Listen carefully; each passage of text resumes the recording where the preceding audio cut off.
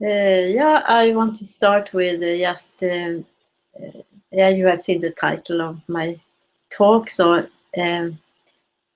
but for me, the Kundalini was very something natural that happened early in life, but it was more mystical experiences that were natural, light coming through, and I was already as very little, from the age of 3 and all the ages up. I had these experiences, and I thought that was natural. And then, yeah, I became different than many. I felt very different somehow, but I could be from there in a way. So I was quite creative, stable in my energies as a child. And when my father passed away when I was 14, I came into a kind of state. You hear me? Yeah, you hear me, right? Yeah, good. And it was like I came into a meditative state that was natural to me in nature and wherever I was. But then something happened. 1976, I was 30 years old. I had an explosion. I had no idea what Kundalini was. I'd never heard it. I had no relationship to India or Eastern philosophy. I was more in the Swedish way or Western way. But this explosion was very, very tough that I came through. It jumped up. Now I know it went all to the chakras up in the head, and I couldn't sleep, and I was looking. I mean, what scared me was that people just obeyed what I said them to do. I could control in a way that I didn't understand. I got scared of it. And I couldn't sleep for a long time. It was horrible. I just fell asleep, and then I woke up, and I thought I was going completely crazy. I remember once I lay down and decided, no, I'm going to die. But I woke up again. But that was a very, very tough situation for me. And it lasted for many months. For about a year, I had very tough situations, and I couldn't even look at the stars, which was my favorite thing to do as a child, because as soon as I was thinking that big, it came again this energy in me that was so difficult. It scared me. Sometimes I thought I should jump down from a high window, that I couldn't stop myself. I got this feeling that I was afraid of myself, of that energy. But anyway, it calmed down. And I mean, at that time I had 2 small kids, and I had a lot of things to take care of. But it came down to peacefulness. And 11 years later, I came to India for the first time. And I found a book about Kundalini. That was Dr. Goel, The Third Eye in Kundalini. And I was reading, and I couldn't believe what I was reading. Suddenly, I got a mirror of my state. I think he had been through a worse journey than I have had, but it was such an amazing thing to read about it, to understand that it existed. So that turned my situation around. I had a name for the state. At that time, I studied philosophy in the university, and religious science and philosophy, and even started to study Sanskrit because I wanted to understand it really deep. I had a lot of experiences after that. But anyway, that came to a new level for me, that I could see that there were books, there was somebody I could mirror myself.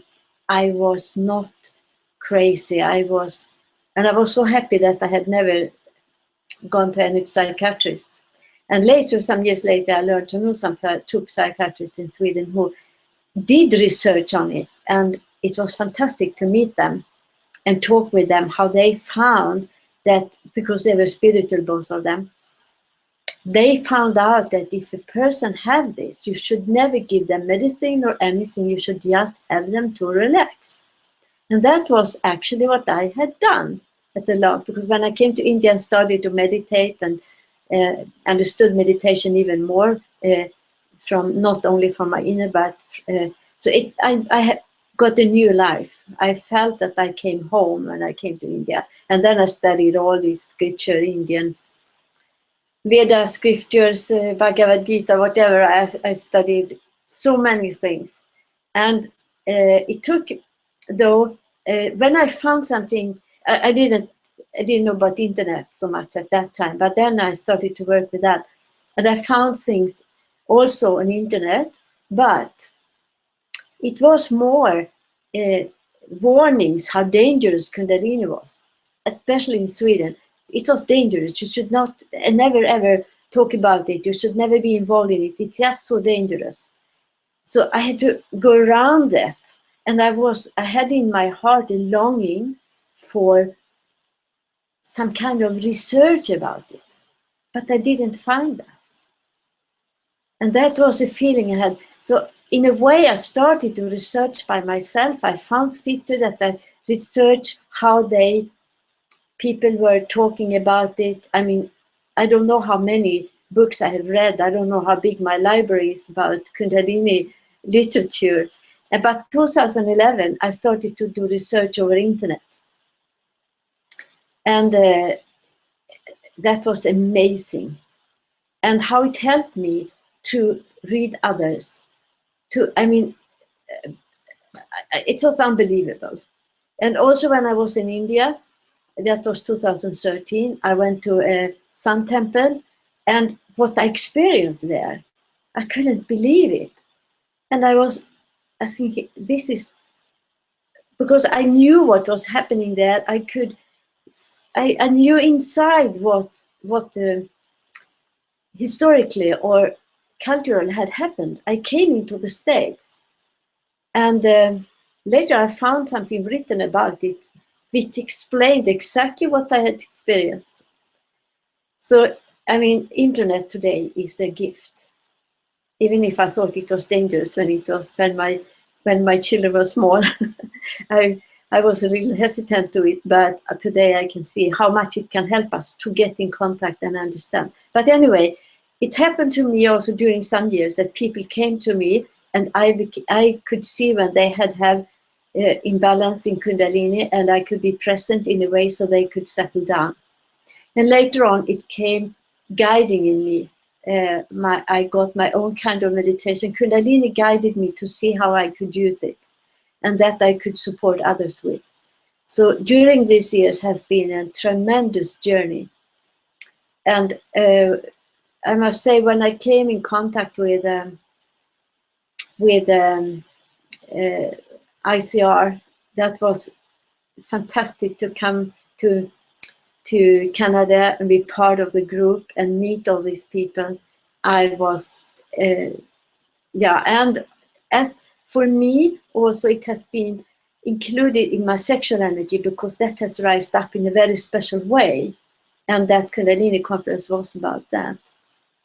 So I would say to be able to be in this group has been of tremendous support, and also support for a wider perspective that I can talk to people about. There is research going on. There are people you can connect to. You are not alone. This is very, very important. And I will say something, but I found something special recently. It's about some weeks ago only. And there were friends of mine who talked about Dr. Joe Dispenza. I had never heard about him. And I Googled on him and Kundalini, and I saw an interview with him in the Gaia. And he told, that was many years old, from 2013, I think, where he told that it was a Kundalini experience. His mystical, it was a Kundalini. But in his book, he's not really, the first book I read was not about Kundalini. But then I found this book, if you can see that. It's it came this last of, it's just a picture of it, the 31st October. I have already read it all. And it's becoming supernatural. And he has this picture on it, you know, you can see that caduceus. And for me, that is a symbol for Kundalini. And actually, in the book, he writes about this energy, that it is Kundalini. But he doesn't want to use the word because it frightens people and they can be afraid of doing this. But he's doing so much scientific research on the states that people achieve with this energy in them. So I recommend it because it has helped me to understand how much research, and he's combining spirituality and all this. They do measurements about with heart math and other with the brain waves and whatever, all this, and of course quantum theory, quantum physics, to see this feeling. And I can see that he mirrors also my learning from Kundalini inside. What Kundalini has taught me, showed me how the field is consciousness, the field that everything was born from, and that is going inside and coming through up in us as a awakening thing in our chakras, and come the consciousness in the human body or human life. So it is actually the source of life for me, that everything is swimming in the cosmos is come from there. But in cosmos this exists. But the human beings, it can become conscious in a different way. And that is a new level of combining, being united. And it came recently a scripture through me that said, I have it here, unconditional oneness. It just came. I woke up in the night. I have written a lot of things, not published, and it came. Unconditional oneness is a fundamental, it's the most basic truth and true state of everything and everyone within cosmos, and might so be well beyond. Whatever religious doctrines or cultures say or explain about life, that is the oneness that has to be or needs to be experienced rather than just explained. And for me, that oneness is when Kundalini is awakened. That's my eye into cosmos. I get connected to flowers, to trees, to others. And I think when that explosion happened to me, what I got scared about, that others could feel that in meeting with me, and they became so attracted, so I got scared. But because I didn't feel normal. But this is now when I can relax into this state, it's of enormous beneficial to people around me, to myself. But if I forget it or try to be normal, that's not good. So I think we all have this journey to do. And I will say, I haven't come over so scrutinized in a way, research about what's happening in this field in us, in human being, and the healing that Dispenza has done. I would love him to join us in Kundalini, but maybe he has his own thing, but he's very humble. And I met with Nassim Haramein here in Sweden a couple of weeks ago when he was here, and I thought that he might know him. So I asked him when I met him, I said, oh, he's one of my friends. We are doing research at the same institute. So I said, you have to bring him to Sweden then. And so I think it is, many people think I need to stay and talk about science and mysticism, and they are really scared of using Kundalini. But Kundalini is so fundamental, so we have to help to bridge over and feel, yeah, Kundalini is just that. It's that energy. That's how you get mystical experiences. That's when this energy goes up and take this pineal gland and something happen in your brain, develop your brain, which Dispenza talks so beautifully about, and so many people heal from a lot of difficulties because of that.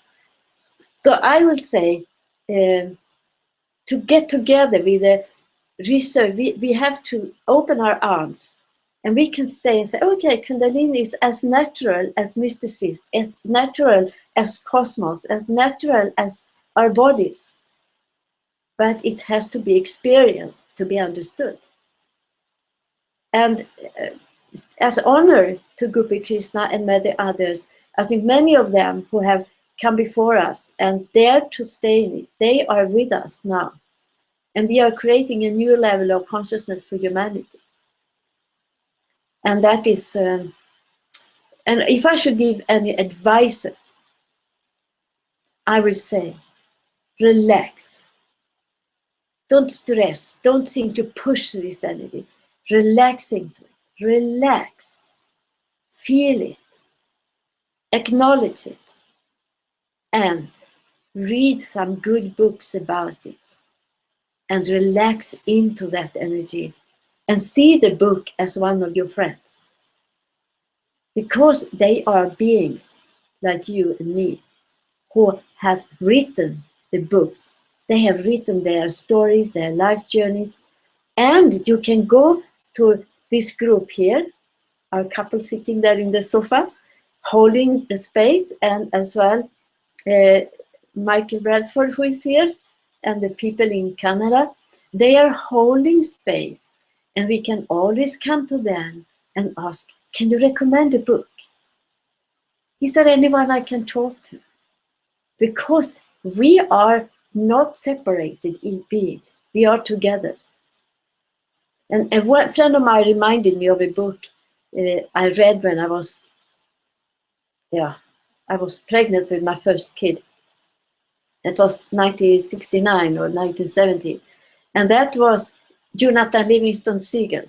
And I remember how I felt when I read about him, how he went up through this, and then he went down to be normal. And then he went through it, and he met with others who had gone through. And that's what we are doing. We come over, up, and when we are in that energy, we attract and we connect with others who are doing the same journey, and we can be together supporting this field, which is fundamental for this earth and humanity to survive in a good way. I would like to end with a song. Can I do that? Okay, I take my guitar and I sing a song. And this song is just a short part of a longer song, but I do it as an honor to Gopi Krishna and the Kundalini research people. I wrote it actually many years ago, but it's written out of my Kundalini experience. And now it's just some short part of it. Planet Earth, this holy place, a little spot in the cosmic space. When we transcend mind limits, we will face our cosmic role as human race. Earth is part of cosmos, so are human bodies. Divinity that cosmos dwells in, it's also dwelling within. By letting it be our guide to sublimate our human conscious state, our bodies will serve our lives as cosmos and the sun is serving the earth.